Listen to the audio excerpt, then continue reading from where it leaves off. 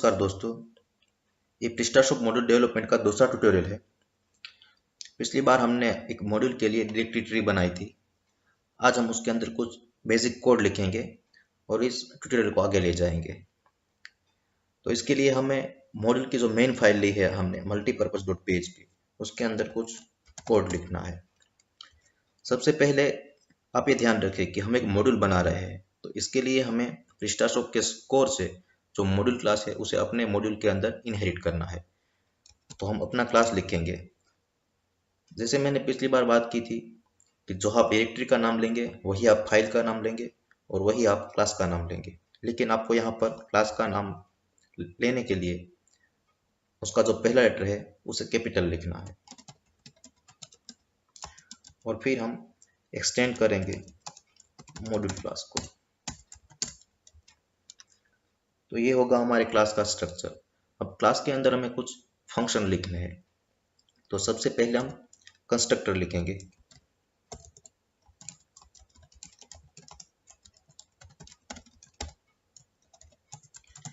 और इस कंस्ट्रक्टर के अंदर हमें मॉड्यूल क्लास के कुछ प्रॉपर्टीज को वैल्यू असाइन करनी है।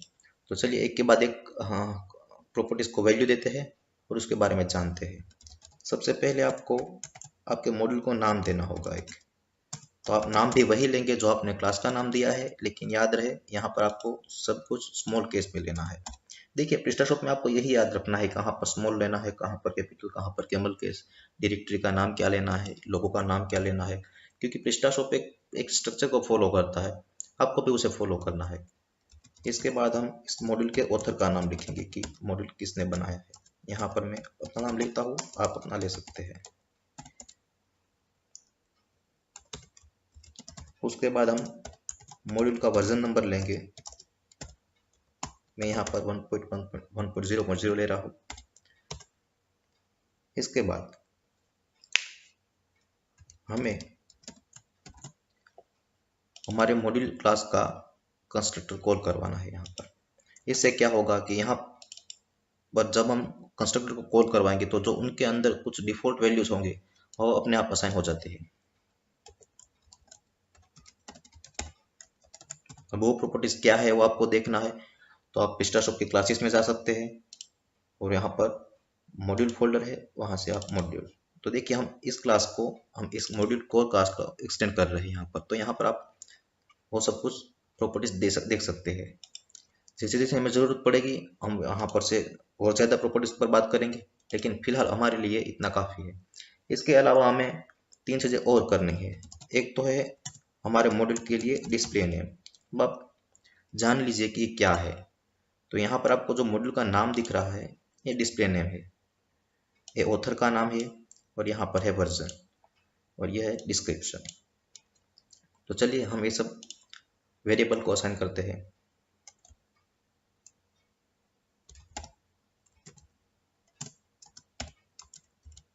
अब यहाँ पर आपको एक बात और जाननी है कि PrestaShop बहुत सी लैंग्वेज के लिए बना है। तो आप अपने मॉड्यूल में जो भी स्ट्रिंग वैल्यू ले वो सब ट्रांसलेटेबल होनी चाहिए, ताकि कोई भी अपने बैक ऑफिस में मॉड्यूल इंस्टॉल करके उसे ट्रांसलेट कर सके। इसलिए हम एल फंक्शन का इस्तेमाल करेंगे। यहाँ पर मैं नाम देता हूँ मल्टीपर्पज। उसी तरह मैं डिस्क्रिप्शन दूंगा।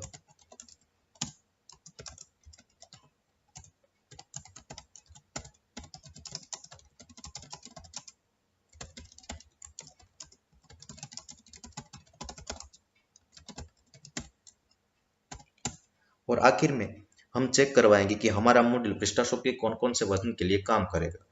तो उसके लिए जो प्रॉपर्टी है वो है PrestaShop वर्जन कंप्लीएंसी।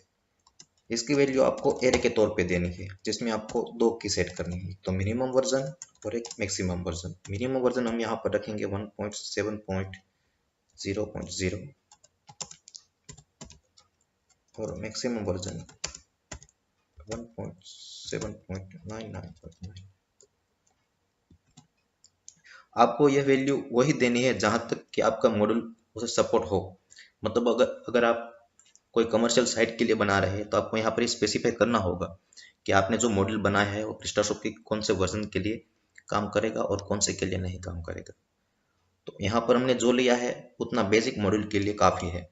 अगर हमने यहाँ पर कोई गलती नहीं की है तो अब हमें हमारा मॉड्यूल प्रेस्टाशॉप की बैक ऑफिस में देखने को मिल सकता है। ठीक है, मैं इस पेज को लोड करता हूँ।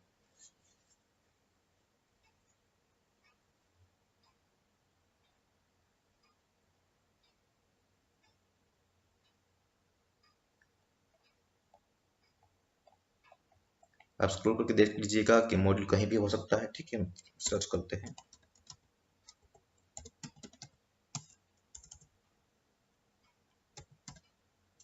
तो ये है हमारा मॉड्यूल। देखिए यहाँ पर हमें नाम दिख रहा है, यहाँ पर ऑथर का नेम, यहाँ पर वर्जन और ये डिस्क्रिप्शन। इसके साथ हमें यहाँ पर इंस्टॉल बटन दिख रहा है। जब हम इस पर क्लिक करेंगे तो हमारा मॉड्यूल इंस्टॉल हो जाएगा, लेकिन ऐसे ही नहीं हो जाएगा, इसके लिए भी हमें कुछ कोड करना पड़ेगा। मॉड्यूल जब आपका इंस्टॉल होगा, अनइंस्टॉल होगा, तब बैकग्राउंड में डेटाबेस में कुछ क्वेरी एग्जीक्यूट होगी, कुछ और फंक्शन एग्जीक्यूट होंगे, वो पेरेंट क्लास में लिखे गए हैं। तो इसके लिए हमें उन फंक्शन को ओवरराइड करना है। तो हम क्या करेंगे, हम अपना फंक्शन लिखेंगे और उसके अंदर उसी पेरेंट क्लास के उसी फंक्शन को हम कॉल करवाएंगे। अब ये जो इंस्टॉल और अनइंस्टॉल फंक्शन है वो बूलियन वैल्यू आपको रिटर्न करेगा कि अगर मॉड्यूल सक्सेसफुली इंस्टॉल हो जाता है तो ट्रू देगा, अगर नहीं तो फॉल्स देगा। तो यहाँ पर और उसी तरह अनइंस्टॉल के लिए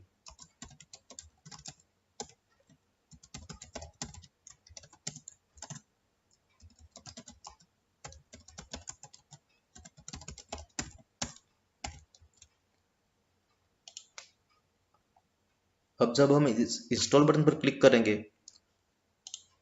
तो मॉड्यूल के इंस्टॉल फंक्शन में हम देख लेते हैं।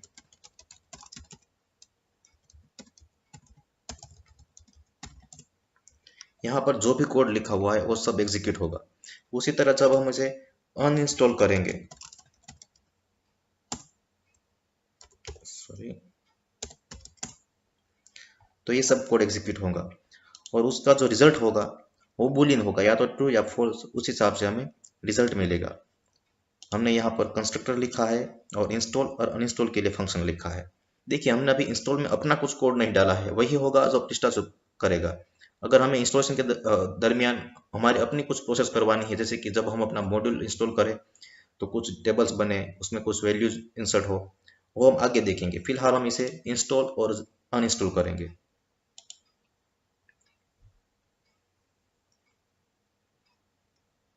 देखिए हमारा मॉड्यूल सक्सेसफुली इंस्टॉल हो गया। अगर आपको चेक करना है तो आप डेटाबेस में जाकर देख सकते हैं और उसी तरह हम इसे अनइंस्टॉल भी करेंगे। देखिए हमें अनइंस्टॉल के लिए भी सक्सेसफुल का नोटिस मिला है, मतलब हमने कंस्ट्रक्टर ठीक से लिखा है, हमने इंस्टॉल और अनइंस्टॉल का फंक्शन लिखा है। तो आज के लिए इतना ही। अगले ट्यूटोरियल में हम देखेंगे कि इंस्टॉलेशन के दरमियान हम अपने मॉड्यूल को प्रेस्टाशॉप के किसी ना किसी हुक पे ट्रांसप्लांट करेंगे और देखेंगे कि इंस्टॉलेशन के बाद हमें कुछ नया देखने को मिलता है या नहीं। तो जब भी मैं नया वीडियो डालूँ तो नोटिफिकेशन के लिए मेरी चैनल को सब्सक्राइब कीजिए, बेल आइकन को दबा दीजिए ताकि आपको नोटिफिकेशन मिले। अगर आपको लगता है कि आपके दोस्तों को भी काम आ सकता है तो उनके साथ शेयर कीजिए। मैं यहाँ अपने हिसाब से जा रहा हूँ। अगर आप चाहते हैं कि मैं आपकी और ज़्यादा हेल्प करूँ, आपके दिमाग में कोई और सवाल है तो आप कमेंट में पूछ सकते हैं। मैं कोशिश करूँगा कि ये आपकी जो भी क्वेरी हो उसे सॉल्व कर पाऊँ। तो मेरे साथ बने रहिए। आज के लिए इतना ही, मिलते हैं अगले ट्यूटोरियल में। Thank you.